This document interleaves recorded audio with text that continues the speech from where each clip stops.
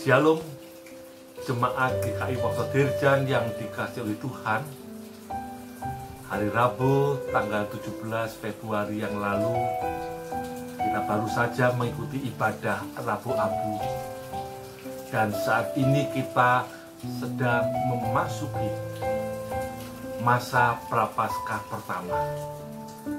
Nah, untuk itu saya akan bacakan dari Injil Lukas pasal 23 ayat 34. Yesus berkata, "Ya Bapa, ampunilah mereka sebab mereka tidak tahu apa yang mereka perbuat." Dalam ucapan pertama dari Tuhan Yesus ketika berada di atas kayu salib merupakan doa yang dipanjatkan Yesus kepada Bapa. Ketika dia mengatakan, "Ya Bapa, ampunilah mereka." Siapa yang dimaksud mereka dalam ucapan tersebut? Mereka adalah golongan orang Farisi atau ahli Taurat, yakni orang-orang yang menguasai hukum Taurat tetapi menerapkan jauh dari kasih. Mereka juga golongan orang Israel atau Yahudi, yakni orang-orang yang mengalami mukjizat-mukjizat tetapi melupakan setiap kebaikan Tuhan. Mereka adalah prajurit Romawi. Mereka adalah orang-orang yang menjalankan keputusan Romawi, bahkan keputusan ilegal sekalipun. Jadi di sini ingin menunjukkan bahwa mereka semua orang-orang, semua golongan yang mewakili manusia yang telah menyalibkan Tuhan Yesus yang tidak bersalah. Dan mari kita perhatikan ucapan berikutnya. Yesus juga mengatakan, sebab mereka tidak tahu apa yang mereka perbuat.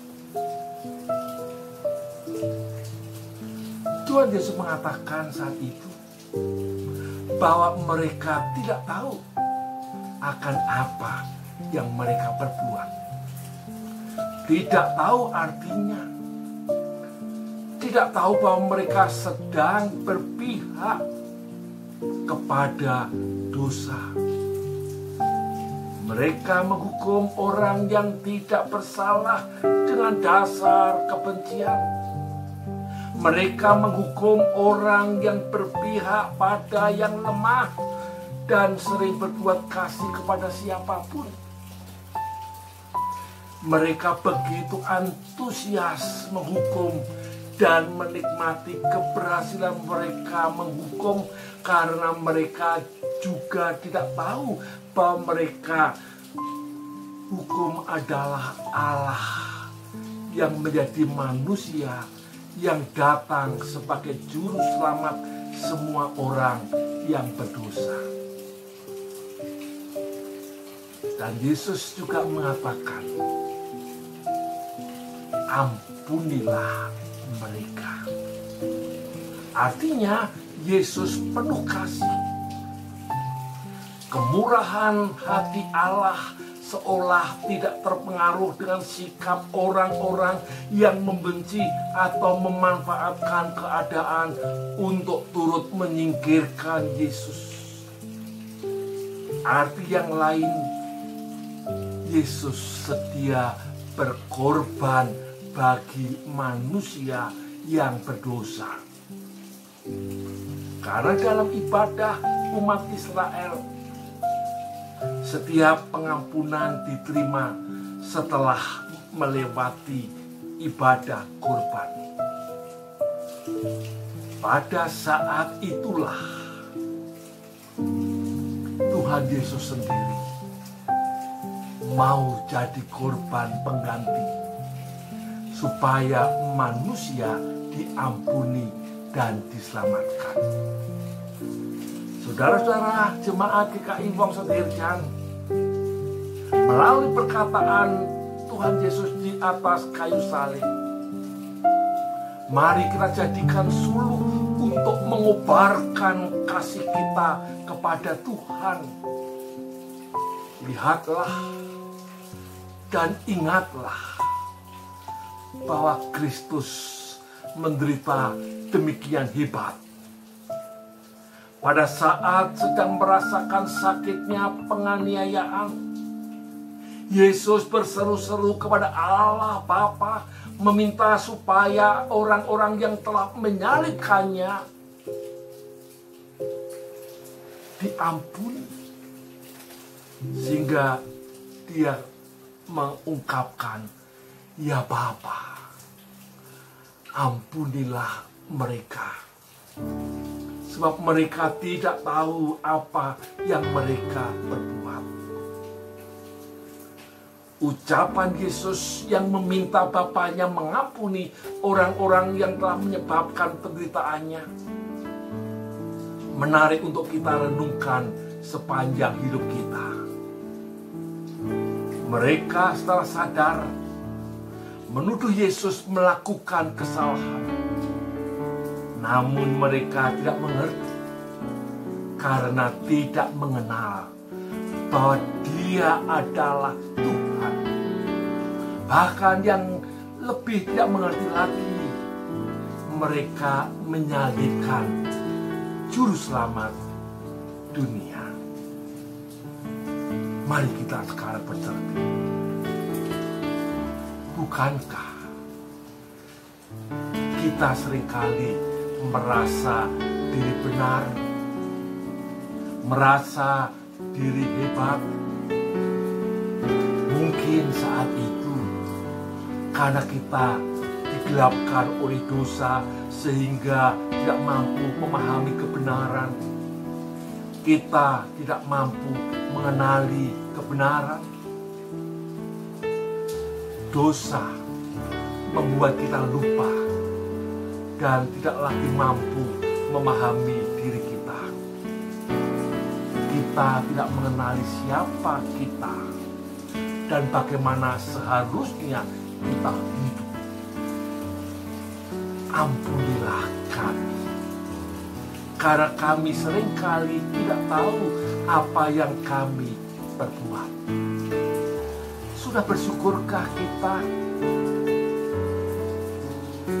Ya Tuhan, kami bersyukur sebab Tuhan mengingatkan kami akan dosa dan tetap setia mengampuni kami. Ampunilah mereka sebab mereka tidak tahu apa yang mereka perbuat. Rasa syukur dan kagum atas doa Yesus memohon pengampunan bagi orang yang menganiayanya akan jadi berkat orang di sekeliling kita. Ketika sikap Yesus ini mengubahkan kita menjadi seorang berkemurahan hati. Ya Bapa, ubahlah kami untuk menjadi murid yang berkemurahan hati. Selamat memasuki minggu-minggu Prapaskah. Dan mari sekarang kita berdoa. Tuhan Yesus, ajarkanlah kepada kami untuk dapat melihat betapa besarnya kasih-Mu. Ajarkanlah kami untuk memiliki citra Kristus. Dan biarlah kami juga belajar hidup dalam kasih dan kemurahan terhadap sesama dan juga kepada dunia ini. Ajarkanlah kami untuk menjadi umat yang bisa rendah hati, melihat dan mengakui akan dosa-dosa kami, dan kami bersedia untuk memperbaikinya. Dan kami berdoa, Bapa, biarlah kami memiliki persekutuan, supaya kami dapat menjadi tempat saling meneguhkan iman satu terhadap yang lain, terutama dalam menghadapi masalah hidup pada saat-saat sekarang ini. Terima kasih Tuhan.